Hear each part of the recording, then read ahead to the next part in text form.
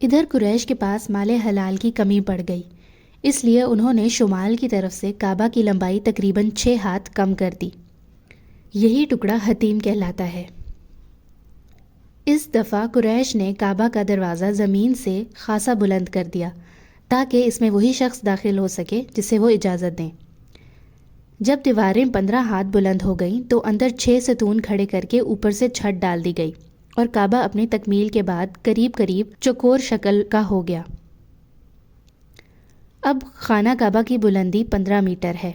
حجر اسود والی دیوار اور اس کے سامنے کی دیوار یعنی جنوبی اور شمالی دیواریں 10-10 میٹر ہیں۔ حجر اسود مطاف کی زمین سے 1.5 میٹر کی بلندی پر ہے۔ دروازے والی دیوار اور اس کے سامنے کی دیوار 12-12 میٹر ہیں۔ دروازہ زمین سے 2 میٹر بلند ہے۔ دیوار کے گرد نیچے ہر 4 جانب سے ایک بڑھے ہوئے کرسی نما ضلع کا گھیرا ہے جس کی اوسط اونچائی 25 سینٹی میٹر اور اوسط چوڑائی 30 سینٹی میٹر ہے۔ اسے شاذ روان کہتے ہیں۔